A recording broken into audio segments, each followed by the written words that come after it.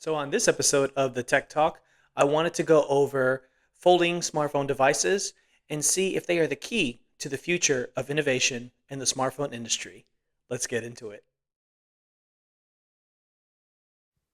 So, I've been using foldable devices since the beginning, really, when it came out. When Samsung released the Samsung Galaxy Fold, I was there. I had attempted to pre order it, really wanted to get it. I remember opening it up and just opening that screen for the first time and closing it and was just blown away by the fact that I had a phone and a tablet in one device. And I really, really loved it. I couldn't get over just the change in technology after seeing so many slabs and single screen devices for so long. And then if you wanted a bigger device, you had to get like a separate device. And here you had a two-in-one device that you could use for so many different applications. It was just mind-boggling.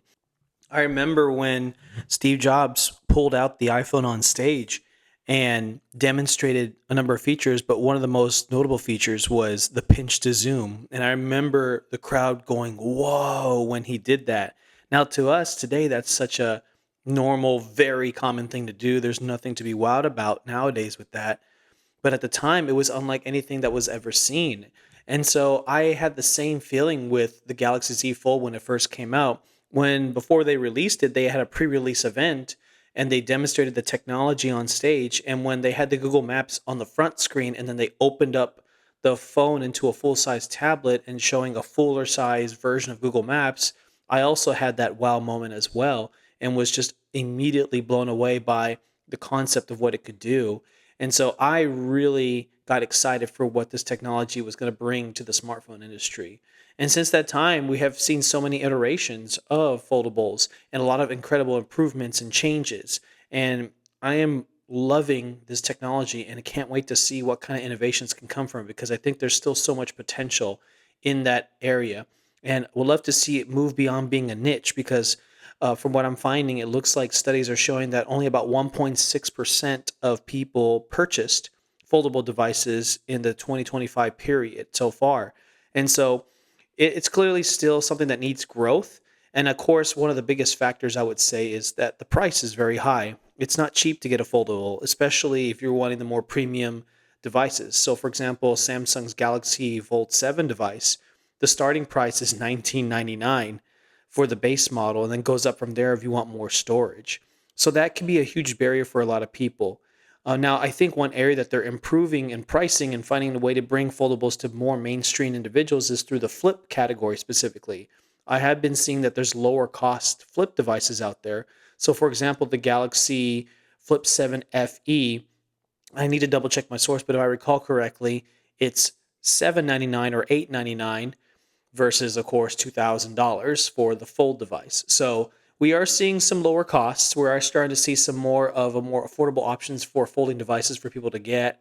Motorola also makes flip devices, and I believe they had one at one point that was $599 for a foldable. So there is potential for lower cost barriers for customers to get foldable devices and use it as their everyday driver. I would love to see more of that adoption because slab phones are just boring to me. I mean, I went back to it for a little bit, but then when they announced, these newer foldable devices, I just couldn't help myself. I had to jump on that train again because I was just so used to having that option of the big screen on the inside and the regular size screen on the outside versus being stuck to just one screen with a regular device. Now, I understand with that, there's risks that come with foldable devices because they don't have the same durability level as your standard smartphone, but that is starting to change.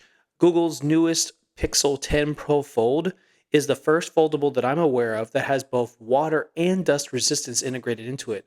For the longest time, even all the way up to the Fold 7, only water resistance was added. But now finally we have a dust resistance foldable device that will help prevent or minimize any effects that dust can have inside the hinge whenever it's being opened and closed. So I'm really excited to see more and more of that durability integrated because that gives more people incentive to want to get these devices because they know it'll last as opposed to worrying about risking breaking the device or putting it in an environment that is not safe or able to withstand whatever it is that's coming against it. And so I'm really wanting to see what they can do next because I really do believe there's potential there. There's a lot of potential. And we have more to go in the area of foldables because now we're seeing trifold devices. I mentioned that in one of my previous episodes, actually, regarding cool and innovative devices. You have a fully functioning tablet, literally the size of a standard tablet size, that is in the palm of your hands, that you can fold into a standard smartphone. I mean, that's crazy to see something like that coming out now. I would love to see Samsung, Google, and other US companies have their take on that. I really would love to see what they'll do with that because it hasn't come here yet to the United States or North America for that matter. It's definitely done over in Europe and Asia, but I'd love to see that over here. I think that we need more of these types of technologies. Smartphones are great. I love smartphones. I love that we have them. There's so much you can do with them. It's just that I feel like we've hit peak when it comes to standard slab smartphones. Apple just had their event, and the most interesting device they have that they showcased was the iPhone Air. And it's really about its thinness, how thin it is, that makes it unique and interesting. And that has some interesting value to it, but it's more of a design, sleek interest as opposed to technical and practical applications. And so can't wait to see what's next with foldables because I don't think I could ever go back personally. I know for a lot of y'all that are on iPhone, it'd be really hard to get away from iPhone to go to a foldable Android device because you're not just switching to a foldable device, you're also switching to Android. So I get that. I get it's not that easy. Once you're in that ecosystem, especially if you have other Apple products, it'd be a really tough sell. But I will say, I think there's coming a time where we're going to see an iPhone that folds.